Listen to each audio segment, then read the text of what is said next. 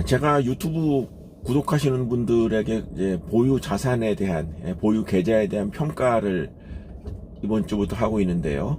이번에 또 구독자 K님께서 자신의 계좌에 대한 평가를 의뢰하셨습니다. 오늘 구독자 K님의 자산 평가 한번 해보겠습니다. 이분은 작년 12월부터 주식 투자를 하셨더라고요. 근데 지금 이제 갖고 계신 내역을 보니까 한국, 중국, 미국 이렇게 투자를 하고 계십니다. 6개월 사이에 뭐 굉장히 갖고 계신 종목 수가 많아지고, 이분은 또 펀드 투자도 하시더라고요.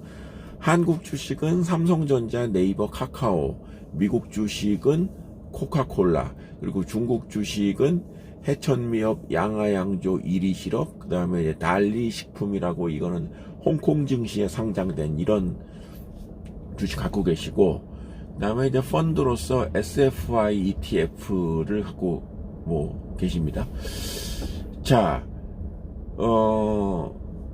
제가 이제 자유로운 형식으로 계좌를 보내주십시오라고 말씀을 드리는데, 전에 이제 최초로 의뢰하셨던 그 구독자 Y님께서는 전체 계좌 내역을 금액까지 다 보내주셨어요. 그래서 굉장히 제가 분석하기 편했는데, 동시에 너무 이제 정보를 상세하게 하니까 조금 부담스러운 면이 있었는데, 그 계좌를 다 보내주시는 것이 제일 저에게는 좋지만, 그렇지 못하더라도 최소한 우리 K님처럼 보유 종목은 당연히 보내주셔야 되겠는데, 하나 더 부탁을 드리자면 종목별 그 비중이요.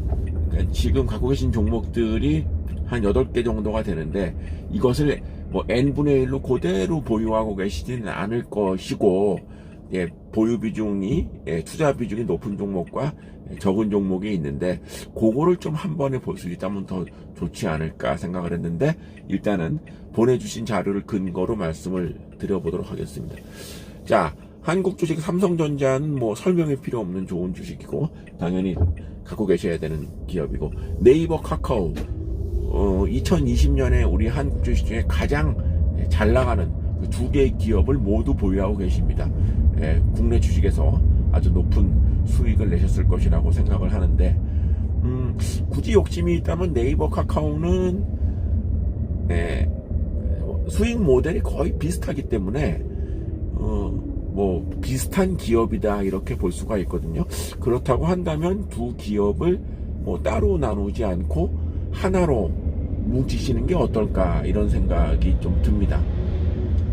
자, 한국 기업에 대해서는 이 정도로 말씀드리고요. 미국 기업은 코카콜라라는 걸 갖고 계신데, 코카콜라 역시 저희 더모아 30에서 추천드리는 기업 중에 하나이기 때문에 역시 훌륭한 투자하고 계시다라고 생각을 하고, 코카콜라는 7월 달에 실적 발표를 합니다.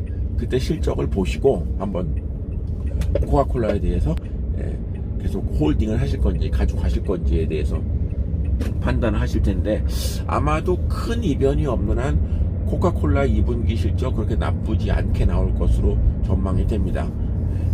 근데 여기서 보면 이제 SFY ETF라는 상품이 있는데, 참고로 저는 ETF니 펀드니 이런 건 하나도 든 적이 없고 앞으로도 들 생각이 없기 때문에, 제가 이제 이 부분을 설명을 드리는 것이 맞는가 생각이 드는데, 이제 이번 기회에 한번 찾아봤더니 그 펀드 구성의 형태로 보면은 세계에서 제일 좋은 그 상품 이렇게라도 생각할 수 있을 것 같습니다. 미국 내에 대기업들로 구성되어 있는 이제 ETF가 될 텐데, 그럴싸하지요. 그리고 판매되는 금액도 그렇게 높지가 않기 때문에 소액으로 투자하기 좋은 상품 구조를 가지고 있습니다. 그래서 이거에 대해서는 제가 들지 않았다고 해서 이거를 나쁘게 보기에는 또 그렇고, 다만 제가 이제 펀드나 ETF 이런 거를 좀 별로 안 좋아하는 이유 중에 하나는, 모든 펀드나 ETF가 명목은 다 좋습니다. 명목은 다 좋고, 당연히 투자자에게 관심을 끌만한 그런 이제 종목군이라고 해야 되겠죠. 이제 그런 식으로 포트폴리오를 구성하는데, 거기에 대해서 어떤 거를 얼마나 구체적으로 보유하고 있을 것인가는 그야말로 운용하는 사람들 마음인데, 제가 보기에 금액이 적다는 것은 사실은 그러니까 그 이제 매입하는 가격이 적다는 것은 많은 소액 투자자들을 끌어모을 수 있는 장점은 있지만, 과연 그 수익 분배에 있어서 그렇게 만족할 만한가 라는 거에 대해서는 조금 의구심이 있다는 생각이 듭니다. 그래서 이거는 뭐 이 정도로 말씀을 드리겠고요. 중국 기업의 양하 양조, 해천미업, 그 다음에 이리, 내몽고 이리 실업, 이 제품은 역시 더모아 30에 있는 종목을 보유하고 계시기 때문에 아주 좋은 포트폴리오를 가지고 있다라고 말씀을 드리겠고요. 중국의 그 음식료 업체들의 성장, 설명이 필요 없는 아주 양호한 성장을 하고 있는 셈입니다. 그런데 우리 K님께서도 메일에 굉장히 긴 부분을 할애하셨는데, 달리식품이라고 하는 이 홍콩 증시에 상장된 이 기업에 대해서는 의문이 있다.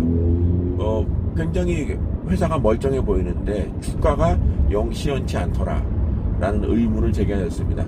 실제로 이번에 보니까 달리식품은 굉장히 기업은 멀쩡하고 좋습니다.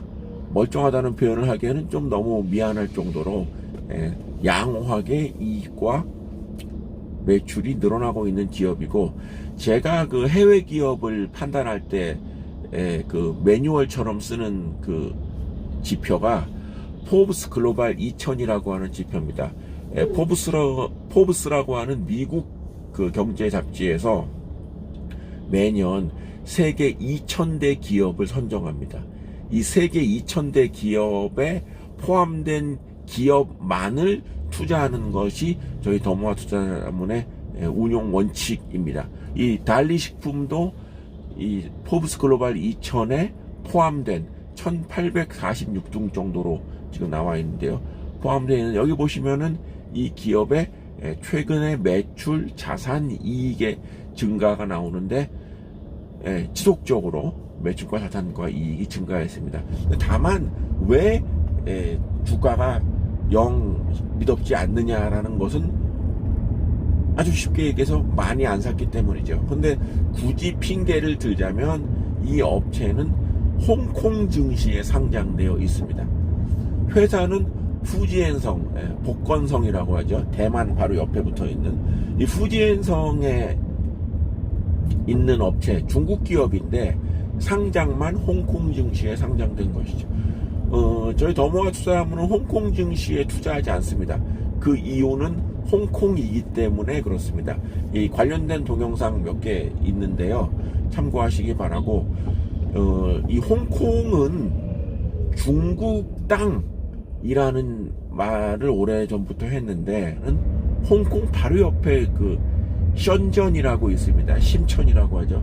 거기에 지금 중국 증시에 거래소가 있고, 그리고 또 중국 상하이에도 거래소가 있습니다. 그래서 장기적으로 보면은 저는 홍콩이 중국에 이미 지금 뭐 흡수가 된 상태이고 거의 모든 제도나 시스템이 중국화되어 있기 때문에 상하이나 션전 증시로 통합이 되지 않겠는가 이런 생각이 들고, 홍콩이 뭐 아시아 금융의 중심지다 이런 얘기는 이제는 의미가 없는 얘기.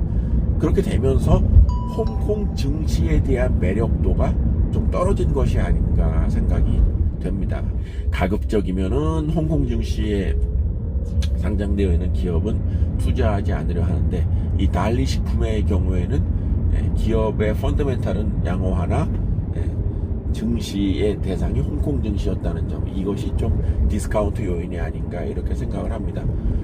제 동영상을 많이 시청해 주시고, 뭐 심지어 동영상 올라오는 거를 뭐 기다리신다는 제 입장에서 굉장히 감사하면서도 부담이 큰 그런 말씀까지 해주신 구독자 K님 다시 한번 감사드리고요. 주식 투자를 꼭 성공하시기를 바랍니다.